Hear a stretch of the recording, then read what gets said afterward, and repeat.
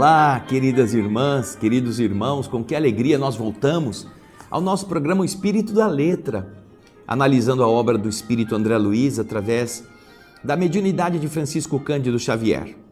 Eu tenho certeza que você ficou bastante empolgado, impressionado, pensativo com relação ao que nós vimos no capítulo 14, lembra? O Iudeu, a separação, o divórcio, a ideia de tentar matar a mulher para se livrar do compromisso e ficar com a outra. Bom, agora depois que nós vimos o capítulo 14, que está falando das relações afetivas, nós vimos a ligação da mãe com o filho e a ligação do pai com as filhas, nós vamos entrar no capítulo 15, cujo título é Anotações Oportunas. Por causa daquilo que aconteceu na casa do Iudeu, eles têm muitas dúvidas para colocar, dentro da cabeça. Então agora a gente vai ver nesse capítulo 15 o que é que vai gerar toda aquela conversação e aquela experiência. Vamos ao texto? Acompanha aí, pega o seu livro, pega o seu caderno, sua anotação e vamos aprender com o André Luiz. Vamos juntos? Aí você vê o título, Anotações Oportunas, o capítulo 15. Os problemas do lar de Iudeu nos ofereciam oportunidades a preciosos estudos no terreno puro da alma. Em razão disso, de volta à mansão, em companhia de Silas, o assistente, nós nos valíamos do tempo para buscar a sua opinião clara e sensata sobre essas graves questões que nos esfervilhavam a mente, aqueciam, faziam nossos miolos ferverem. Hilário foi o primeiro a quebrar a longa pausa perguntando: meu caro Silas, não temos ali, no caso de Roberto e Marcela, filho e mãe, um quadro autêntico do chamado complexo de Édipo, que a psicanálise freudiana pretende encontrar na psicologia infantil? Aquela atração do filho pela mãe ou da mãe pelo filho, e depois também o complexo de Eletra, entre a filha e o pai. Nosso amigo sorriu e então considerou: olha, Hilário, o grande médico austríaco, Freud, poderia ter atingido respeitáveis culminâncias, elevações do espírito, se houvesse aberto uma porta aos estudos da lei de reencarnação. Infelizmente, porém, preso àquela pragmática científica, não teve bastante coragem para ultrapassar a observação do campo físico, fisiológico, rigidamente considerado, cristalizando-se, imobilizando-se por isso, nas obscuras zonas da inconsciência em que o eu, aquele ser que nós chamamos na psicologia de eu, enclausura, fecha, guarda as experiências que ele realiza, automatizando os próprios impulsos. Marcela e Roberto não poderiam trair, não poderiam deixar de sentir na condição de mãe e filho as simpatias trazidas, conduzidas do pretérito ao presente, da vida que eles viveram no passado, agora. Da mesma forma que Iudeu, Sônia e Márcia, que são o pai e as duas filhas menores, não conseguiriam fugir a essa inclinação, a essa predileção que os ligava desde o passado. O problema é de afinidade em sua estrutura essencial. Há afinidade entre eles. Afinidade com dívidas, obviamente, exigindo resgate. Por isso que nasceram juntos. E parando um pouquinho aí, quando você está atuando no dia a dia, você encontra casos em que há uma afinidade muito grande de pai com as filhas, das filhas com o pai, e às vezes até um antagonismo das filhas em relação à mãe. Ou o contrário, uma facilidade da mãe se relacionar com os filhos homens. E não estou falando aqui de incestos, relações sexuais. Estou falando de afinidades, carinho, atenção. Enquanto que às vezes a mãe com as filhas tem uma atitude assim meio de, ela vai se virando. Então, se isso não aconteceu com você, na sua família, você certamente conhece alguém na sua roda de amigos que tem este problema ou esta característica. E tudo isso está ligado ao quê? Às afinidades já vividas entre aqueles espíritos. Freud não foi até este ponto. Ele apenas parou ali naquela zona meio tumultuada, meio assim, o sótão ou o porão da personalidade do eu. Que o eu tem essas coisas que ele traz do inconsciente. Na verdade, Silas está dizendo, se ele tivesse dado um passo além e tivesse cogitado da possibilidade das vidas sucessivas, teria sido muito mais fácil de explicar todas estas coisas. Vamos então acompanhar o raciocínio do instrutor, do assistente Silas, a respeito dessa pergunta de Hilário. Vamos voltar ao texto. Eu então me lembrei, diz André, dos exageros que podemos atribuir à teoria da libido, a energia através da qual, segundo a escola de Freud, o instinto sexual se revela na mente e teci, então, realizei alguns comentários referentes, relacionados ao assunto, detendo-me de maneira especial na amnésia infantil, naquela falta de memória na infância, a que o famoso cientista Freud empresta a maior importância para explicar as operações do inconsciente. André Luiz então faz um apanhado, faz uma observação, faz um comentário sobre essa questão. Por que a criança se esquece? A criança vai perdendo memória de quando é criança, que era o que Freud, para explicar as operações do inconsciente, usava bastante. Silas, então, diz o texto, com atenção, completou a sua explicação sem titubeios. Ora, André, bastaria compreender na encarnação terrestre um espírito usando um corpo para que entendêssemos que as amnésias vão decorrer naturalmente da inadaptação, da falta de adaptação temporária entre a alma e o instrumento de que ela se utiliza.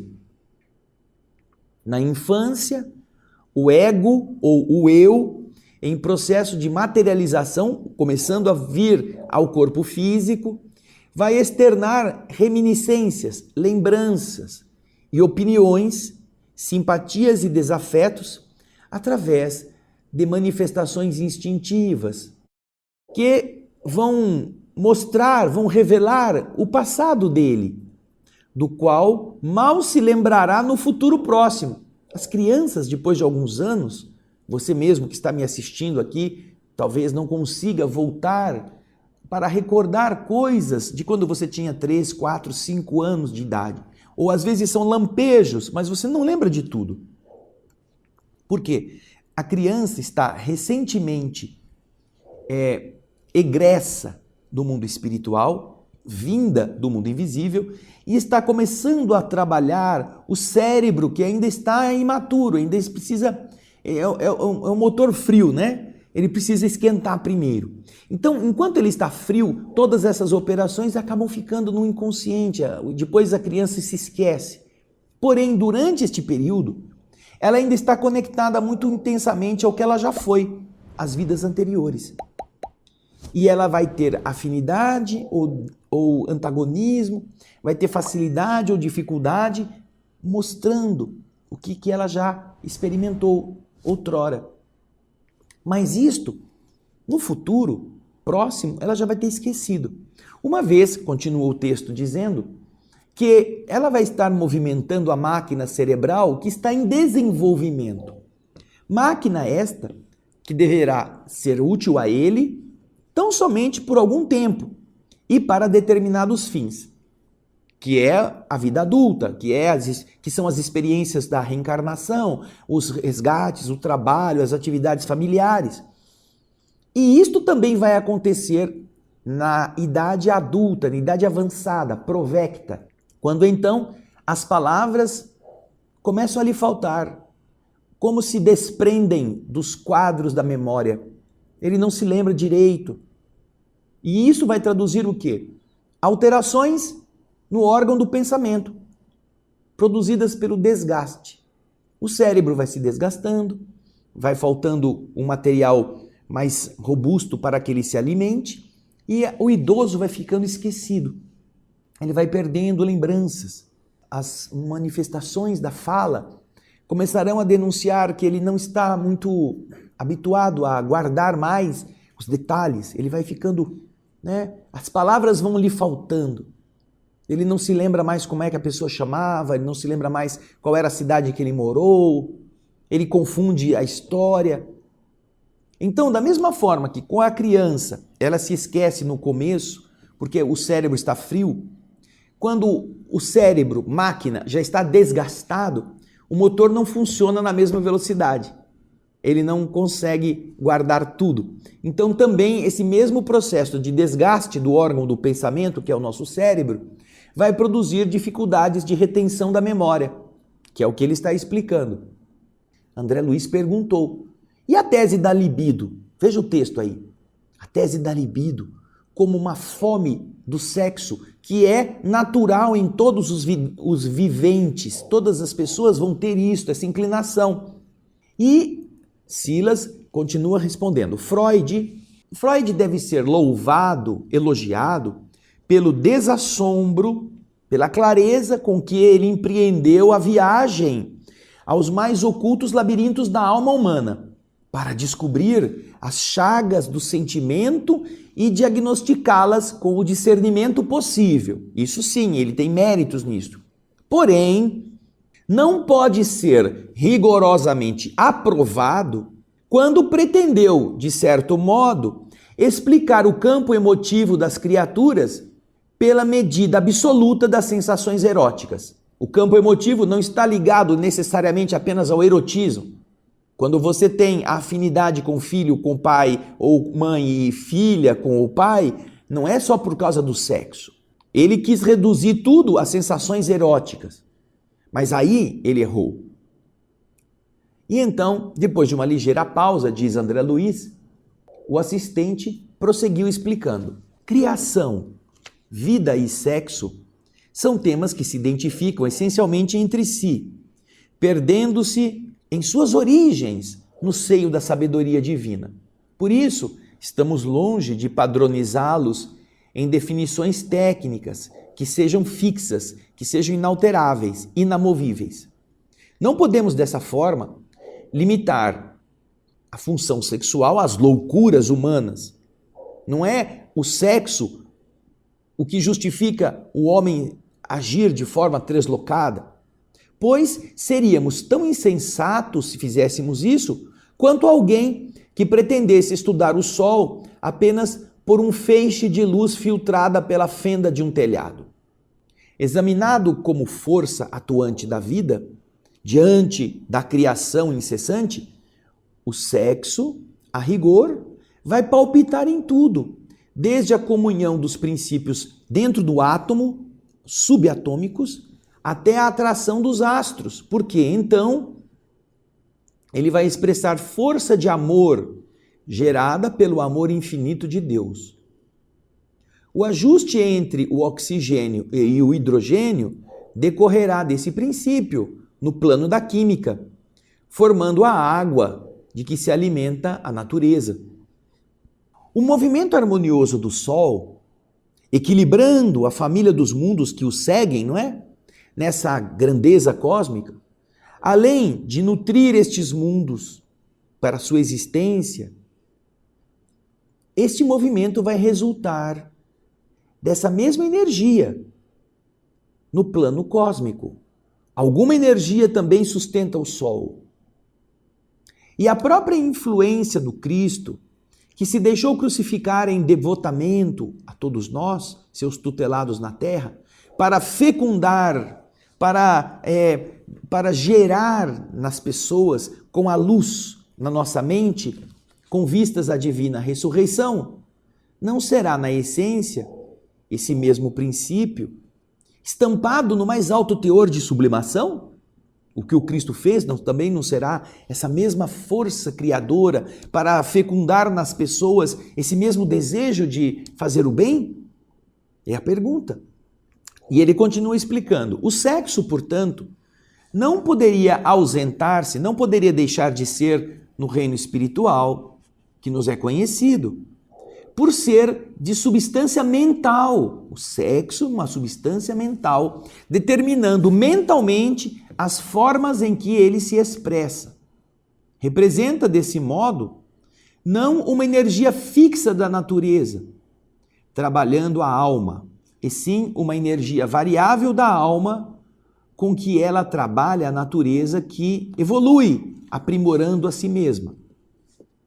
Vamos apreciar essa força, então, como sendo uma força do Criador na criatura, destinada a expandir-se, a sair da criatura, a ampliar-se em obras de amor e luz que enriqueçam a vida, e igualmente condicionada à lei de responsabilidade que nos rege os destinos.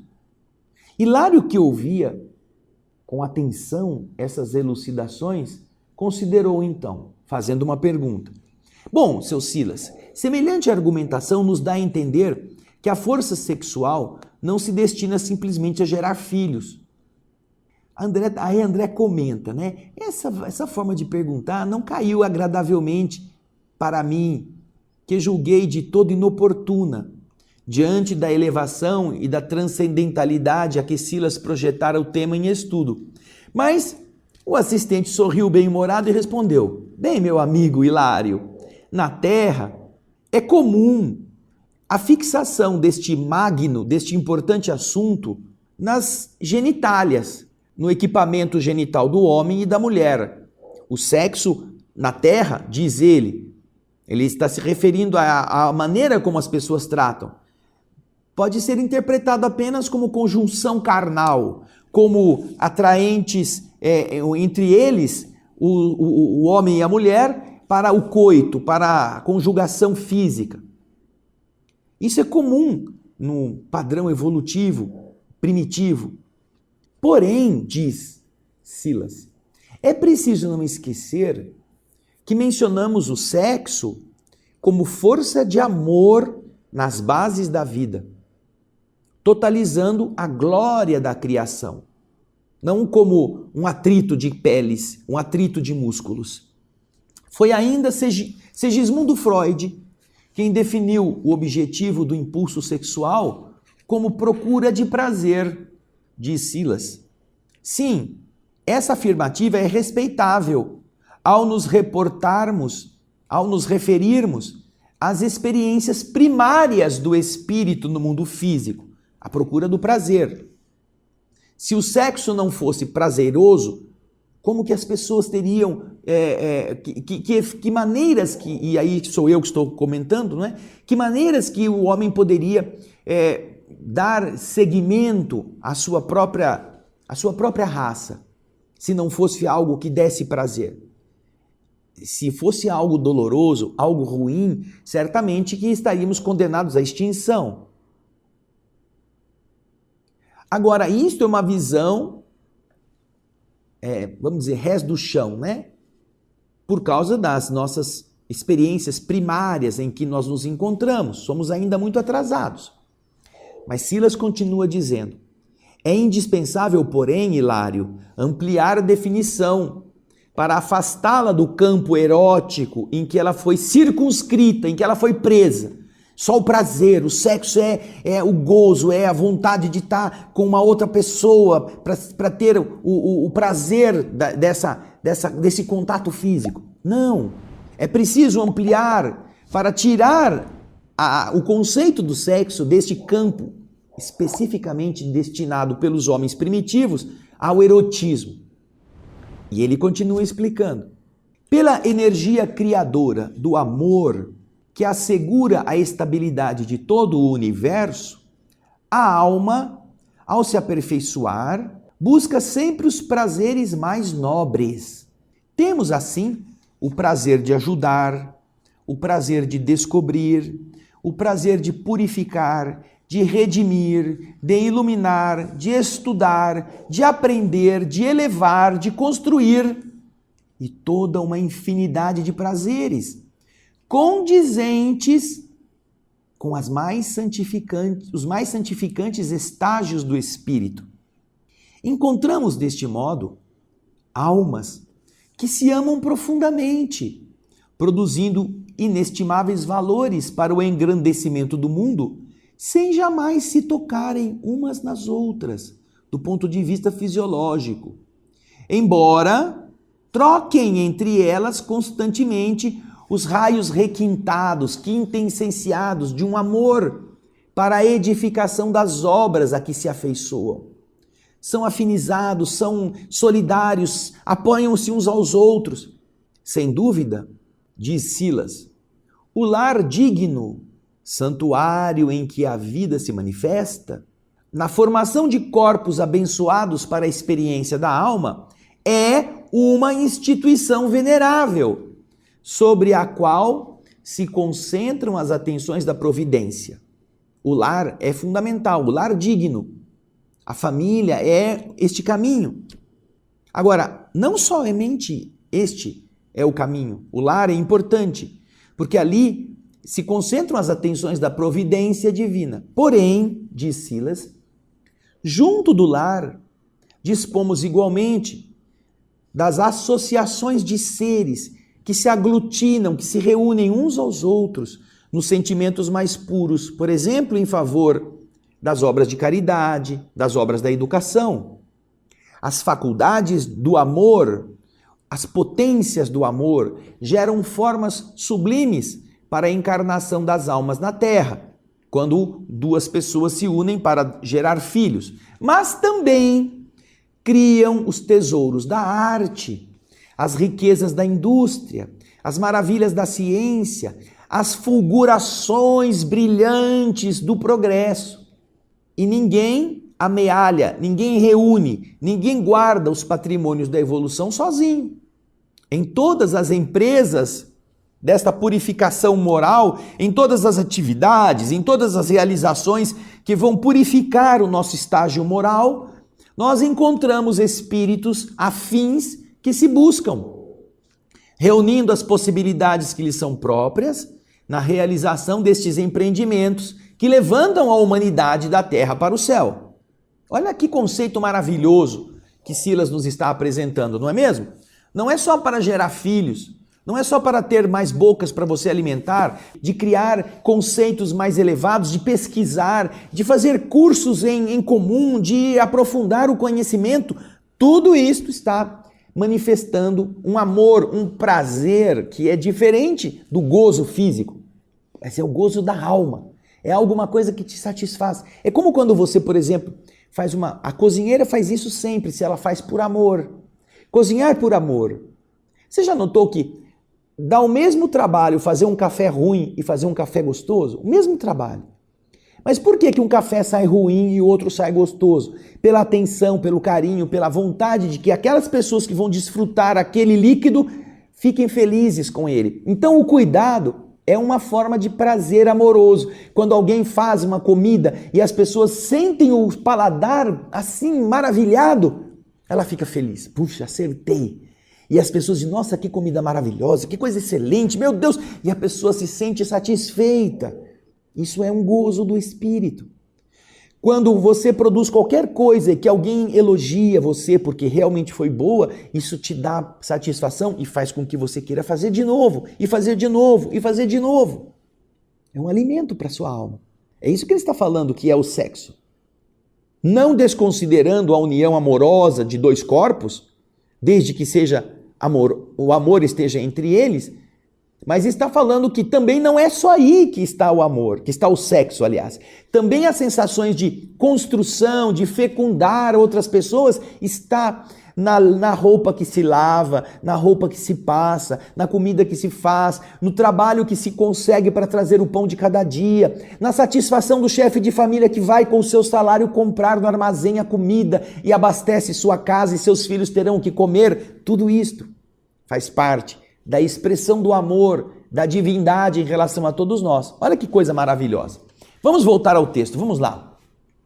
O próprio Cristo, nosso Senhor, para cimentar os alicerces do seu apostolado de redenção, chamou para si os companheiros da Boa Nova, que, embora a princípio não lhe compreendessem a excelência, a excelsitude, a grandeza, deles se fizeram apóstolos valentes, intimoratos, selando com o Mestre inesquecível um contrato de coração para coração, através do qual lançaram os fundamentos do reino de Deus na terra, numa obra de abnegação e sacrifício que constitui até hoje o mais arrojado cometimento, a mais arrojada realização do amor no mundo.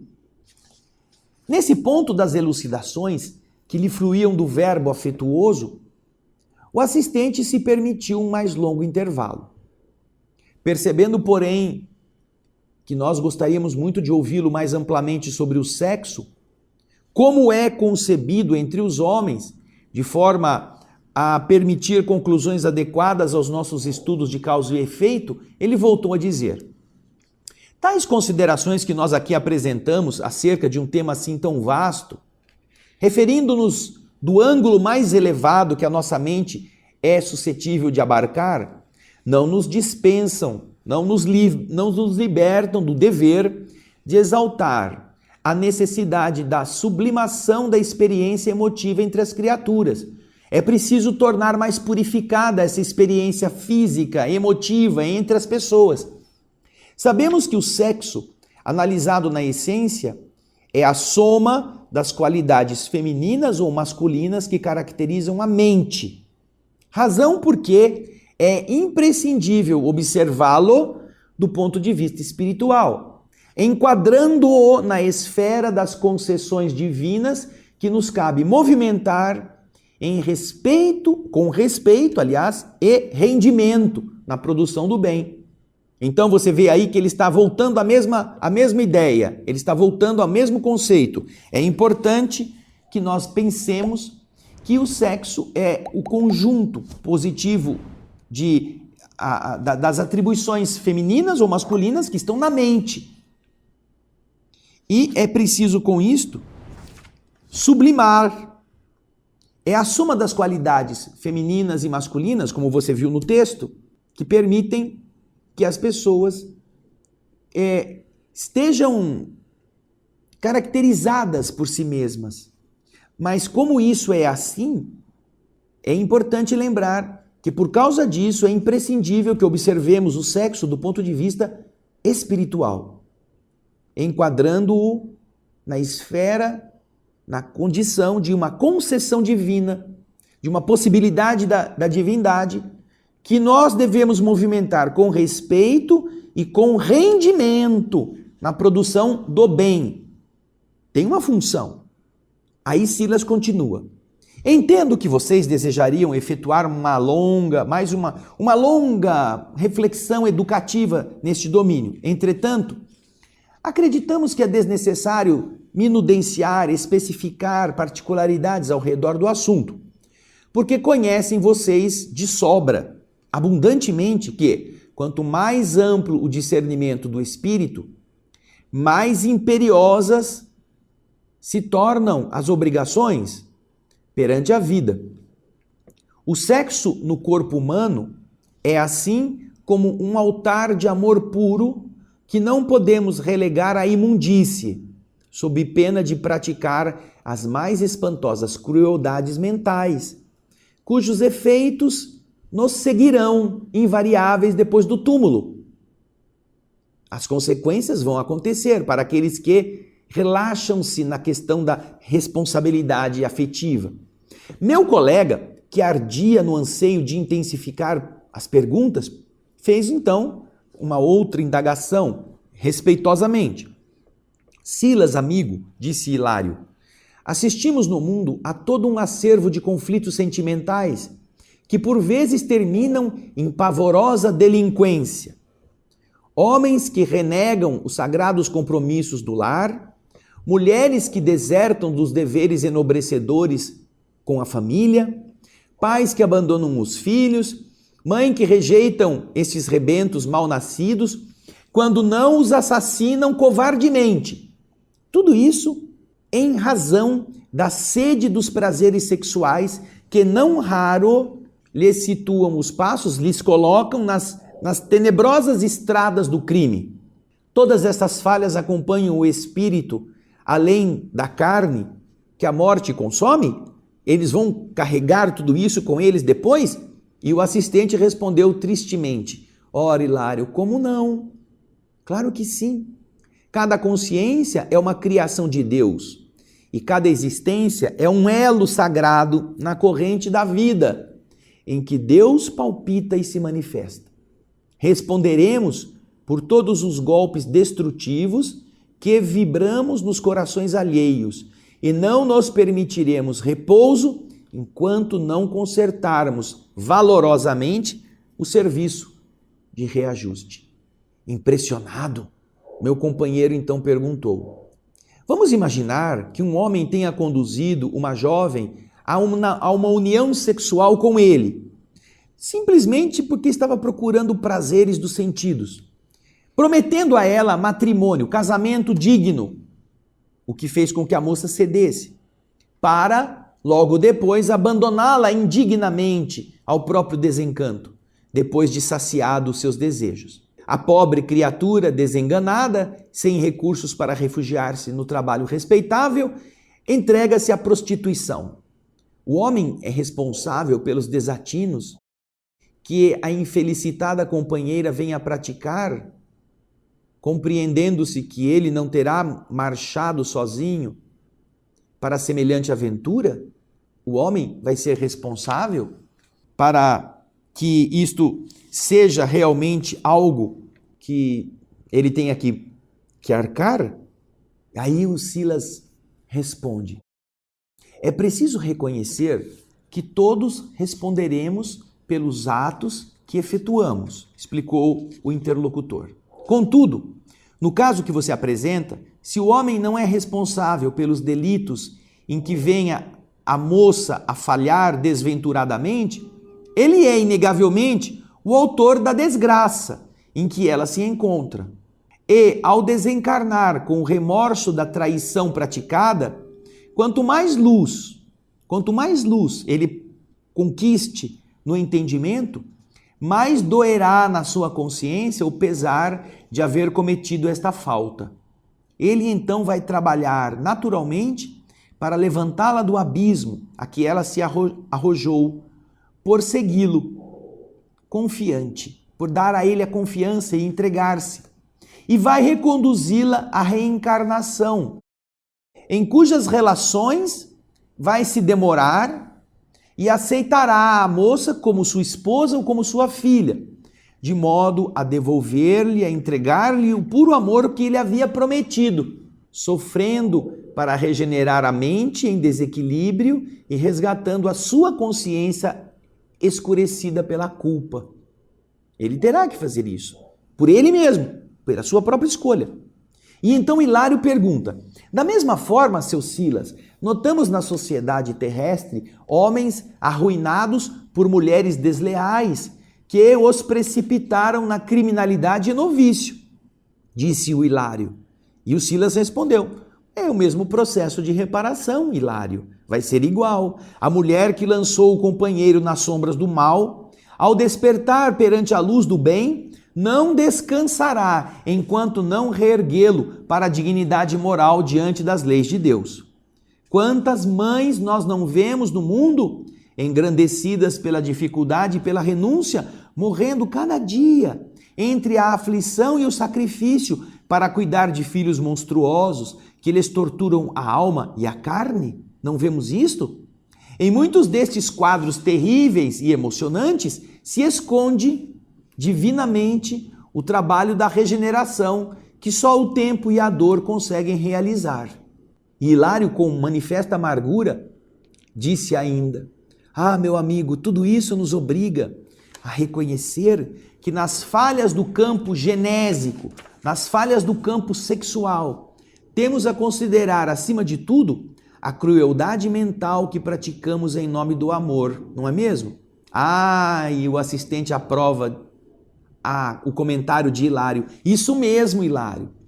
Na perseguição ao prazer dos sentidos, costumamos armar as piores armadilhas, as piores ciladas aos corações incautos, aos corações descuidados, que nos escutam. Porém, fugindo à palavra empenhada, tentando fugir daquele compromisso que assumimos, ou faltando aos compromissos e votos assumidos, nós não nos estaremos privando da lei de correspondência, que nos devolve inteiro o mal que praticamos e em cuja intimidade as bênçãos do conhecimento superior nos agravam as agonias, uma vez que no esplendor da luz espiritual nós não nos perdoamos pelas nódoas e chagas que trazemos na alma. Nós não nos perdoamos. Isto, Hilário, para não falar dos crimes passionais realizados na sociedade humana todos os dias, pelos abusos das faculdades sexuais, destinadas a criar a família, a educação, a beneficência, a arte e a beleza entre os homens. Estes abusos são responsáveis não apenas por largos tormentos nas regiões infernais, mas também por muitas moléstias e monstruosidades que escurecem a vida terrestre, porque os delinquentes do sexo que operaram, que trabalharam o homicídio, o infanticídio, a loucura, o suicídio, a falência, o esmagamento dos outros, voltam ao corpo físico sob o impacto das vibrações desequilibrantes que eles puseram em ação contra eles mesmos. E muitas vezes são as vítimas da mutilação congênita, da alienação mental, da paralisia, da demência precoce, da obsessão enquistada, do câncer infantil, das enfermidades nervosas de variada espécie, dos processos doentios inabordáveis e de todo o cortejo de males decorrentes do trauma perispiritual que, provocando desajustes nos tecidos sutis da própria alma, exige longos e complicados serviços de reparação, a se exteriorizarem com o nome de inquietação, angústia, doença, provação, desventura, idiotia, sofrimento e miséria. Aliás, muito antes da pompa terminológica das escolas psicanalíticas modernas, que se permitem arrojadas considerações em torno das flagelações mentais, há quase 20 séculos, Jesus nos ensinou que todo aquele que comete o mal é escravo do mal. E podemos acrescentar que para sanar o mal a que houvermos escravizado o coração, é indispensável sofrer a purgação que extirpe o mal. A conversação como que ia enfraquecendo e, no entanto, Hilário, interessado em tirar as dúvidas que lhe escaldavam na cabeça, voltou novamente a palavra e perguntou sem preâmbulos: e os problemas inquietantes da inversão? Inversão da sexualidade. Silas, então, deu-se pressa em aclarar. Não será preciso alongar explicações? Considerando-se que o sexo, na essência, é a soma das qualidades passivas ou positivas do campo mental de cada um, do ser, é natural que o espírito acentuadamente feminino se demore séculos e séculos nas linhas evolutivas da mulher, e que o espírito marcadamente masculino se detenha por longo tempo nas experiências do homem. Contudo, em muitas ocasiões, quando o homem tiraniza a mulher, roubando dela os direitos e cometendo abusos em nome da sua pretensa superioridade, desorganiza-se ele próprio a tal ponto que, inconsciente e desequilibrado, é conduzido pelos agentes da lei divina a renascimento doloroso em corpo feminino, para que, no extremo desconforto íntimo, aprenda a venerar na mulher sua irmã e companheira, filha e mãe diante de Deus, ocorrendo idêntica situação à mulher criminosa, que depois de arrastar o homem à devassidão e à delinquência, cria para si mesma terrível alienação mental, para além do sepulcro, para além da morte, requisitando sempre a internação em corpo masculino, a fim de que nas teias do infortúnio de sua emotividade Saiba edificar no seu ser o respeito que deve ao homem perante o Senhor. Nessa definição, porém, nós não incluímos aqueles grandes corações e os belos caracteres que, em muitas circunstâncias, reencarnam em corpos que não lhes correspondem aos mais ocultos sentimentos. Posição esta solicitada por eles mesmos, no intuito de operarem, de trabalharem com mais segurança e valor, não só o acrisolamento, a purificação moral de si mesmos, como também a execução de tarefas especializadas, através de estágios perigosos de solidão, em favor do campo social terrestre, que se lhes vale para a renúncia construtiva, para acelerar o passo no entendimento da vida e do progresso espiritual.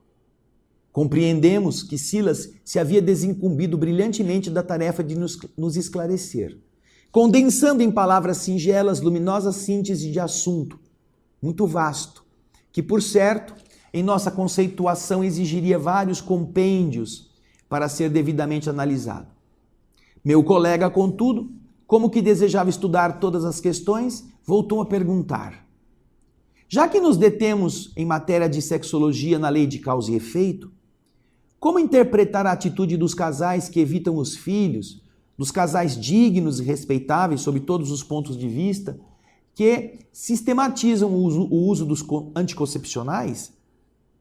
Silas sorriu de modo estranho e falou: ora, se eles não descambam para a delinquência do aborto, na maioria das vezes são trabalhadores desprevenidos que preferem poupar o suor na fome do reconforto imediatista. Infelizmente para eles, porém, apenas estão adiando realizações sublimes, às quais deverão voltar no futuro, porque existem tarefas e lutas em família que representam o preço inevitável de nossa regeneração. Desfrutam a existência, procurando inutilmente enganar a si mesmos. No entanto, o tempo os espera, inexorável, dando-lhes a conhecer que a redenção nos pede esforço máximo. Recusando acolher a novos filhos, quase sempre programados para eles antes da reencarnação, eles se emaranham nas futilidades e preconceitos das experiências de subnível, para acordarem depois do túmulo sentindo frio no coração. E Hilário pergunta, sumamente interessado: e o aborto provocado? Diante da circunspecção que a sua palavra reveste, que essa palavra reveste o assunto, é de se presumir que ele seja falta grave? E Silas então responde: falta grave? Será melhor dizer doloroso crime. Arrancar uma criança do seio materno é infanticídio confesso. A mulher que o promove ou que venha a se fazer sócia, apoiadora, comparsa de semelhante delito, será constrangida por leis irrevogáveis a sofrer alterações deprimentes no centro genésico de sua alma, predispondo-se geralmente a dolorosas enfermidades, como seja a metrite, o vaginismo, a metralgia, o enfarte uterino, a tumoração cancerosa, flagelos estes com os quais muitas vezes desencarna, chegando no além para responder perante a justiça divina pelo crime praticado. É então que se reconhece rediviva, que se reconhece continuando a viver, mas doente e infeliz, porque pela incessante recordação mental do ato que ela praticou, através do remorso, vai reter por tempo muito longo as degenerações das forças genitais. E como ela se recuperará dos lamentáveis acidentes desta ordem? O assistente pensou por alguns momentos rápidos e acrescentou: vejam só, imaginem vocês a matriz mutilada, a matriz deformada numa mesa de cerâmica.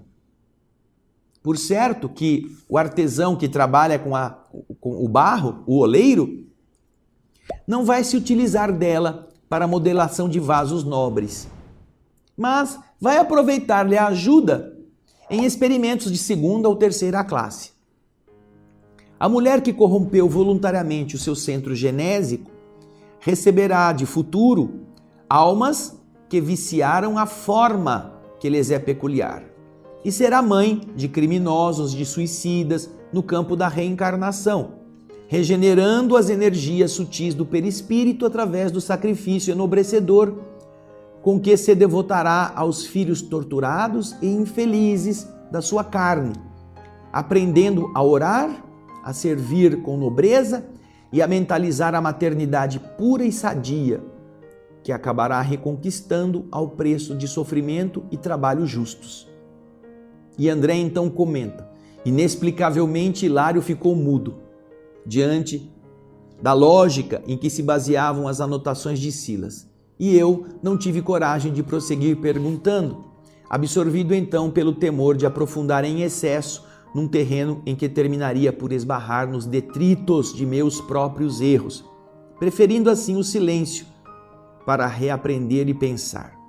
É o silêncio que nós também preferimos para que nós pensemos sobre tudo isso, não é? Aguardamos você no nosso próximo O Espírito da Letra.